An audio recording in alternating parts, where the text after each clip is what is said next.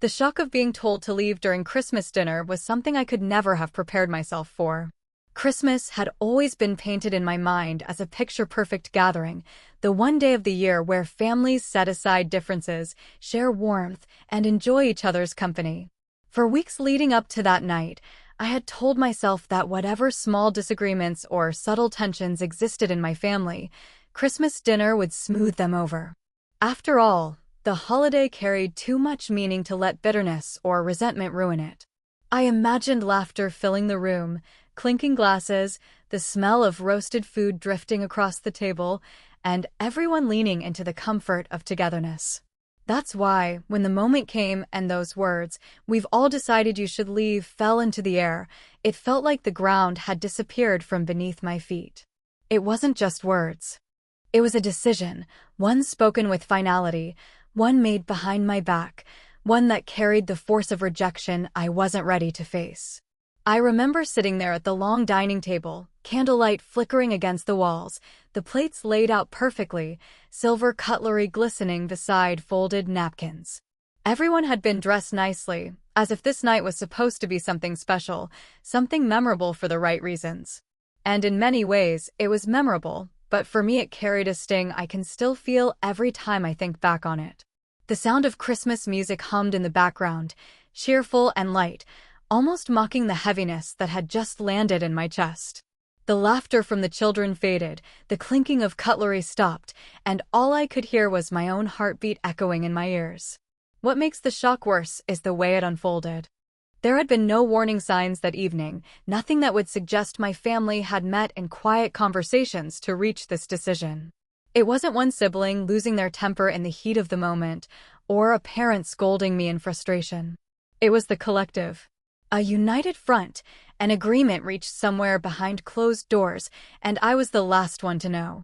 To sit at the table and realize that everyone around me already knew what was about to happen, everyone except me, magnified the humiliation. The shock wasn't just in the message, but in the betrayal of discovering that people I had trusted had spoken about me, judged me, and delivered a verdict without my knowledge. The words hung heavy, and for a split second I couldn't even process them. My mind froze, replaying the sentence again and again. It was as if time slowed, the room blurred, and I couldn't focus on anyone's face. I wanted to believe I had misheard, that maybe the phrase meant something else, something lighter, but the stillness in the room confirmed the truth. Their expressions told me that this was deliberate, planned, and non-negotiable. And in that moment, the spirit of Christmas, the joy, the love, the safety I thought I would feel, was shattered completely. Shock does strange things to the body. My throat tightened, but I couldn't find words to defend myself. My hands trembled slightly under the tablecloth, hidden from view, as if my body was reacting before my brain could catch up. My eyes darted from one face to another, searching desperately for a trace of softness, a flicker of hesitation, some sign that maybe someone disagreed, that maybe not everyone had been part of this decision. But all I found was a wall of silence, a wall that excluded me, a wall I had never imagined standing on the other side of. The irony of the timing cut deeper than the words themselves.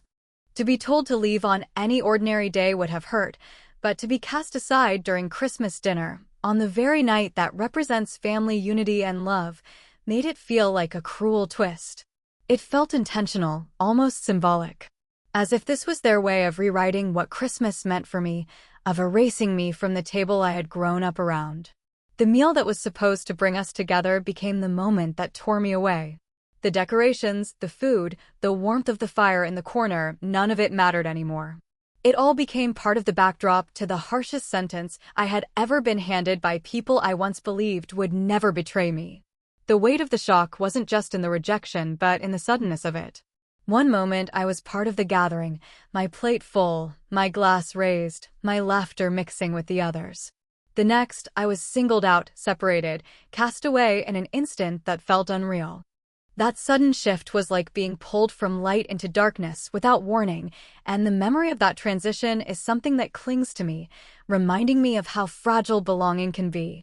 The feeling of betrayal by my closest family members burned deeper than the initial shock of being asked to leave.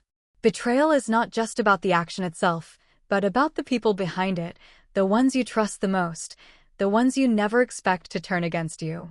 When a stranger hurts you, you can brush it off, distance yourself, and move on. But when it's family, the very people who are supposed to protect and stand by you, it cuts differently. It doesn't just hurt your heart, it shakes the foundation of who you are. Family is supposed to be the safe place, the anchor when the world outside feels cold. That night, when my family looked at me and told me I was no longer welcome at the table, it wasn't just a rejection from a dinner. It was a rejection from the circle I thought I belonged to, and that betrayal made me question everything I knew about love, loyalty, and trust. What I remember most vividly is the way their eyes avoided mine. My father, usually stern but fair, didn't meet my gaze. My mother, who had always been my source of comfort, kept her eyes fixed on her plate as if she couldn't bear to see the pain she was part of causing. My siblings, people I had grown up with, laughed with, fought with, shared secrets with, suddenly seemed like strangers sitting in borrowed skin. Each one of them was complicit. Each one had agreed that I should go. Not one voice broke the silence to say, maybe this isn't right. That silence was the betrayal, heavier than the words themselves. It wasn't just that they wanted me gone, it was that not one of them cared enough to stop it. Betrayal has a way of rewriting memories. As I sat there, my mind flickered through past moments like a film reel unraveling, birthdays, family trips, childhood dinners around this same table. I remembered my mother's comforting hugs, my father teaching me lessons about strength, my siblings running through the house at night when we were kids. All of it suddenly felt tainted, like those moments had been part of an illusion, and the truth had only now been revealed.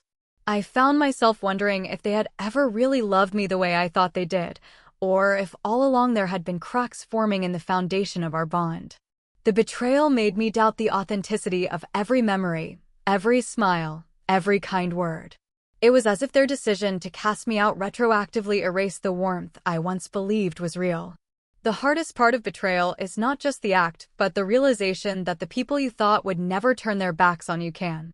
Sitting there, I felt small, as though the walls of the dining room were closing in. I searched for a lifeline in their faces, but all I saw was distance. Even the soft glow of the candles felt harsh, exposing me in my vulnerability while they sat in judgment. I wanted to scream, to ask why, to demand answers, but the betrayal sat like a stone in my chest, pressing down until even breathing felt heavy. There is also a unique kind of loneliness in being betrayed by family. It isn't the loneliness of being physically alone, it's the loneliness of realizing that even when surrounded by people, you have no one to turn to.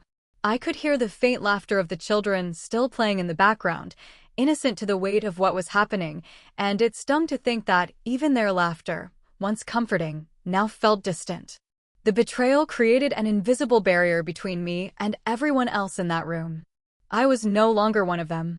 I was on the outside, looking in at a family that had decided I no longer belonged. In that moment, I couldn't stop myself from asking silently, what did I do to deserve this? Was I really such a burden, such an outcast, that the people I had sacrificed for, fought for, and defended in countless small ways could all agree to shut me out? The betrayal wasn't just about being excluded, it was about the realization that my worth to them had been weighed and found lacking. The idea that they could sit together, discuss me, and come to a unanimous decision to push me out was almost unbearable.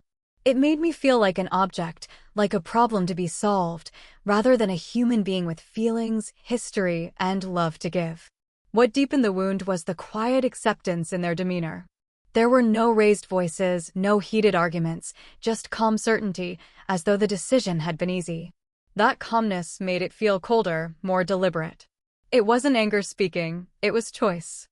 A choice they had made collectively, and that choice told me everything I needed to know about where I stood in their hearts. Public humiliation in front of relatives carries a sting that never fades. It is one thing to be rejected in private, where pain can be processed quietly, but another to have your dignity stripped away in a room full of people who witness your downfall. That Christmas dinner became a stage, and without warning, I was pushed into the spotlight as the subject of collective judgment.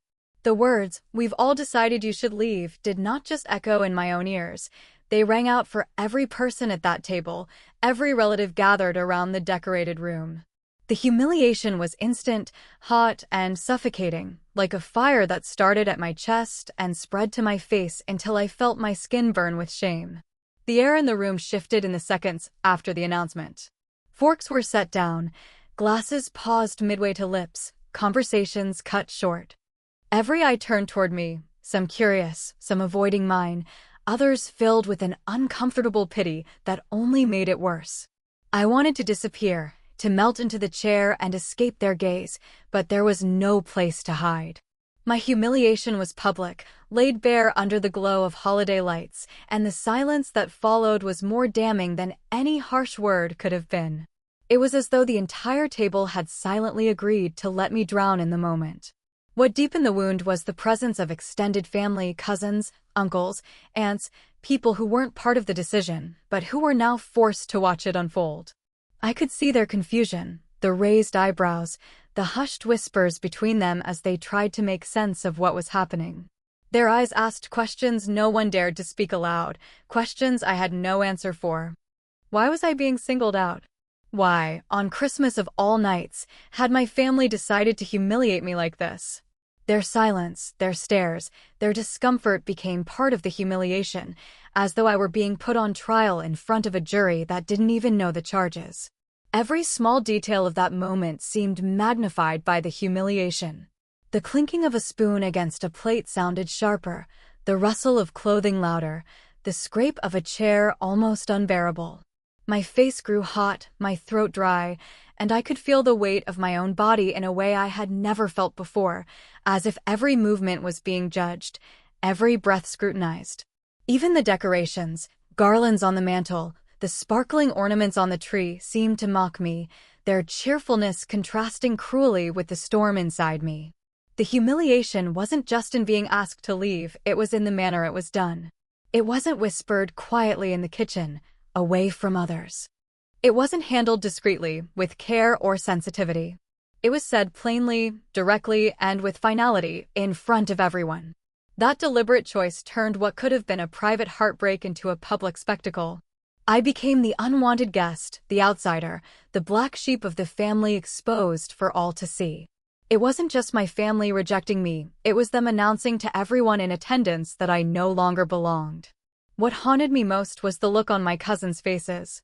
Some of them shifted uncomfortably in their seats, others glanced at me with wide eyes, and a few tried to avoid looking altogether.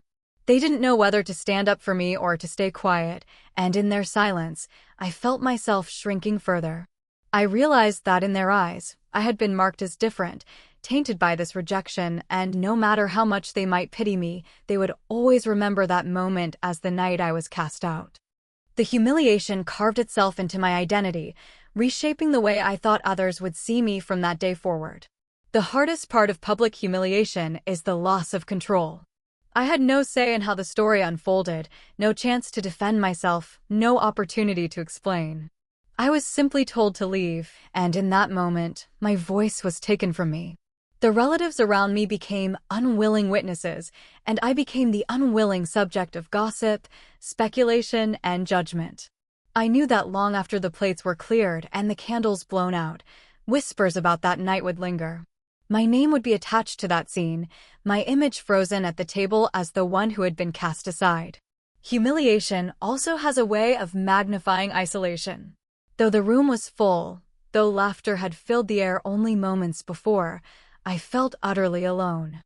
Every face around me became a reminder that I was no longer part of the circle, that my exclusion had been stamped with an audience present to confirm it.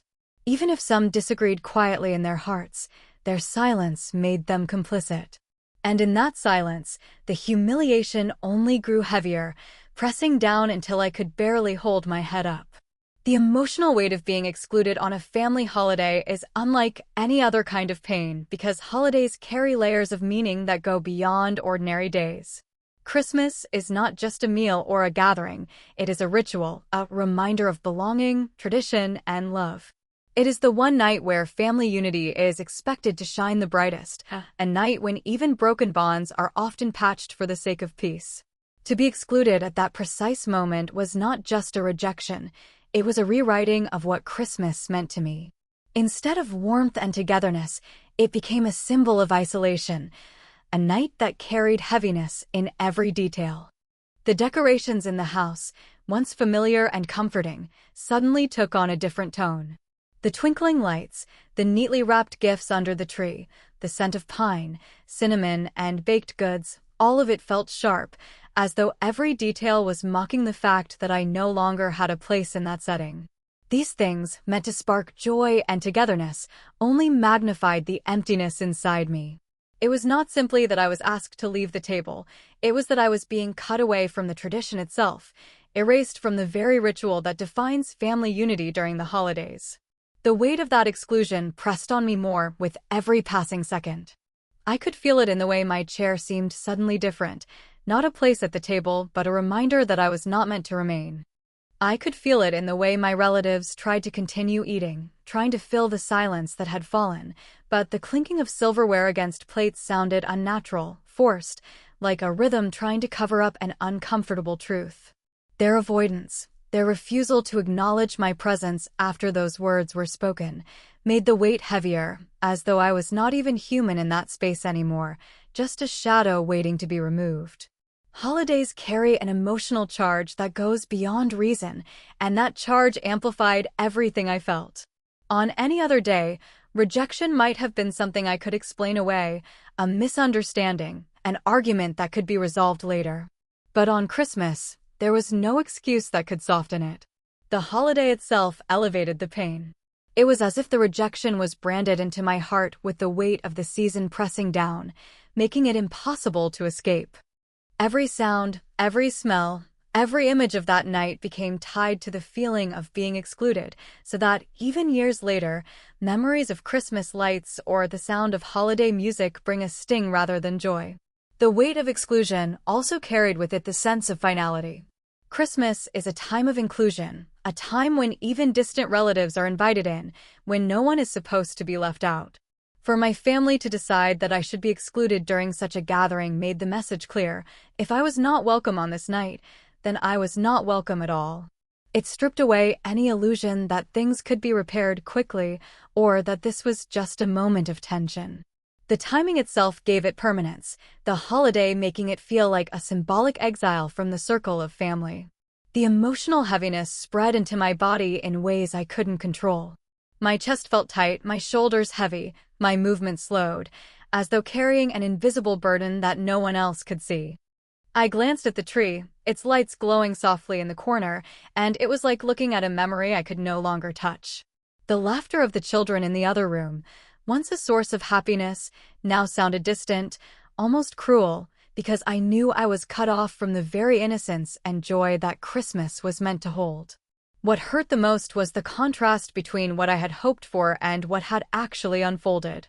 I had come into the evening expecting togetherness, maybe even reconciliation of small disagreements, and instead I was given rejection. The gap between expectation and reality made the exclusion feel even heavier. I had built up the night in my mind, telling myself it would be a time of healing, only to have that hope shattered at the very moment I needed it most. That shattering left me hollow, unable to even gather my thoughts fully, weighed down by emotions I could not express in words. Even the silence carried weight. After the decision was announced, there was no shouting, no dramatic chaos, just silence, the kind that fills every corner of a room and refuses to let you breathe. It was the silence of finality, the silence that told me there would be no reversal, no last-minute change of heart. In that silence, the exclusion became undeniable. The quiet faces, the averted eyes, the stiff postures, they all pressed down on me, reinforcing the truth that I was no longer part of this circle. Reflection on hidden tensions leading up to that night began to unfold slowly in my mind, like puzzle pieces clicking into place after it was already too late. At first, I had convinced myself that Christmas dinner would smooth over the cracks, that the awkward silences in past conversations, the subtle coldness in my family's tone, and the little dismissive remarks were just stress or passing moods. But as I sat there, replaying the events of that night, I could not ignore how those hidden tensions had been building, how the signs had been scattered across the weeks and months leading up to Christmas, waiting for me to see them. I remembered the way my siblings had started whispering to each other when I walked into the room, their conversations halting abruptly as though I wasn't meant to hear. I remembered the sudden distance in my mother's embrace, shorter than before, less lingering, as if her arms were reluctant to hold me too long. My father's questions about my choices had turned sharper, more critical, no longer carrying the tone of guidance, but of judgment. At the time, I brushed it off, telling myself I was overthinking, but the reflection of that night made it clear they were slowly closing themselves off from me, and I had been too hopeful, too naive to see it. There had been arguments too, subtle but sharp enough to leave marks. Disagreements about values, choices, the way I was living my life. Nothing that erupted into shouting matches, but enough to plant a seed of division. It was in the way they looked at me, sometimes with disappointment thinly veiled behind politeness, sometimes with pity that felt worse than anger.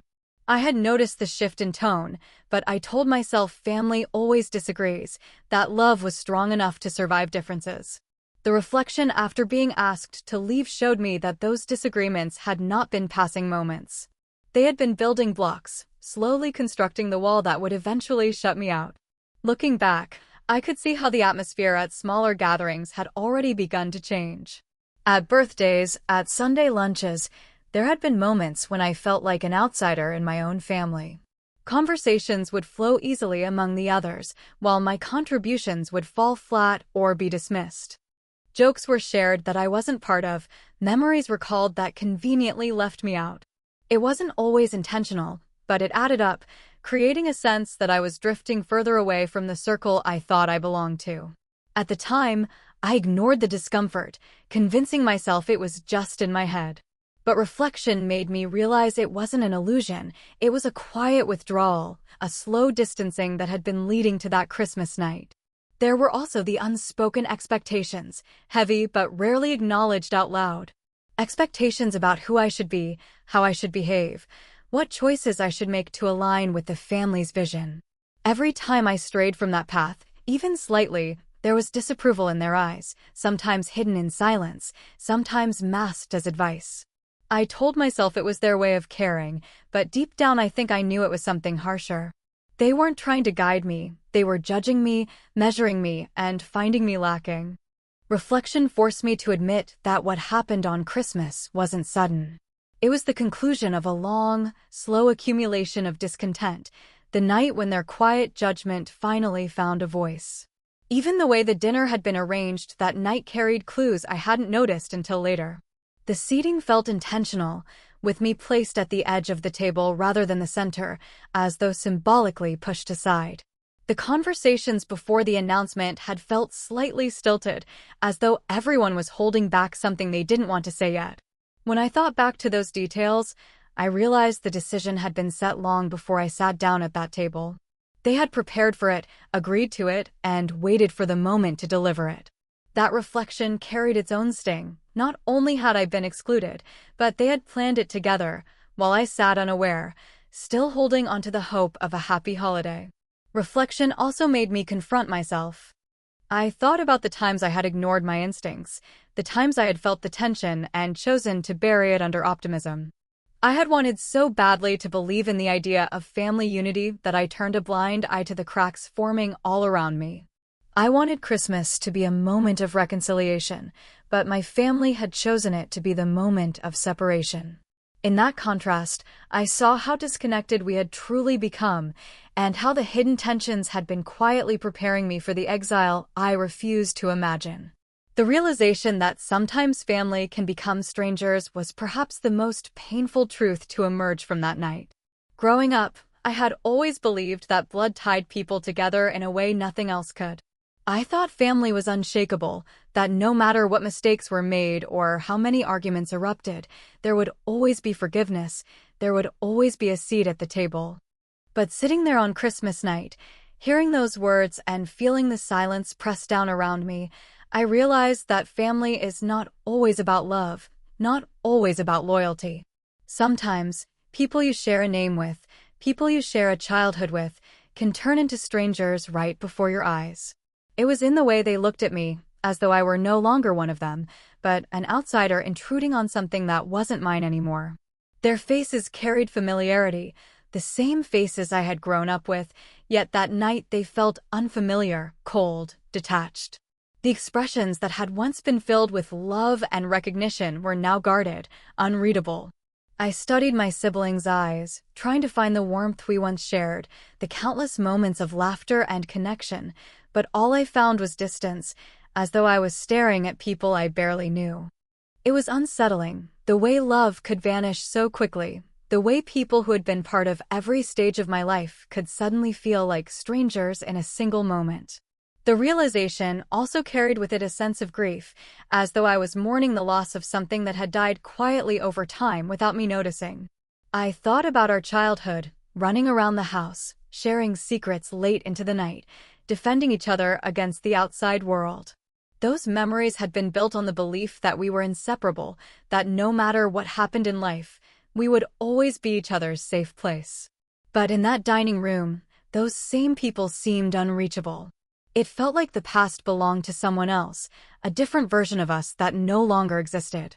The people sitting around the table might have shared my history, but in that moment, they did not share my present, and they certainly did not want to share my future. What makes family turning into strangers so haunting is the intimacy of it. Strangers on the street can walk past you without a second thought, but when family treats you with that same indifference, the wound is deeper. They know your story, your fears, your weaknesses. They have seen you at your best and your worst. And yet, despite knowing all of that, they choose distance. That choice carries a different weight than casual rejection. It is rejection from people who know exactly who you are, yet decide that it is not enough. The familiarity makes the estrangement sharper, as though your very identity has been stripped of its belonging. I also realized how fragile the concept of family can be when tested. I had always assumed it was unconditional, a bond that could not be broken, but that night showed me how quickly love can turn conditional. It became clear that acceptance was tied to conformity, that belonging depended on meeting expectations I had not fulfilled. In their silence, in their collective decision, my family revealed that blood alone was not enough to keep me at the table. That revelation shifted something inside me, forcing me to see them differently. They were no longer the unshakable foundation of my life. They were people with choices, choices that had made them feel more like strangers than kin. The strangeness of it settled deeper when I thought about how easily they moved on in that moment.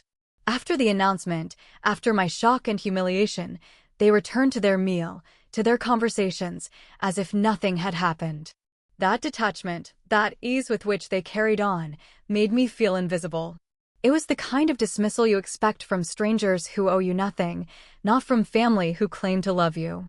Watching them laugh and continue while I sat heavy with pain underscored just how foreign they had become to me. They were no longer my safe haven. They were people who had drawn a line and placed me on the outside of it. The realization also forced me to confront the difference between family by blood and family by choice. I began to see that sometimes the people closest to you genetically are not the ones who will stand by you emotionally. Sometimes they are the very ones who wound you the most, who remind you that love can be withdrawn, that belonging can be revoked. And when that happens, the people you once thought of as your inner circle can begin to feel more distant than strangers on the street.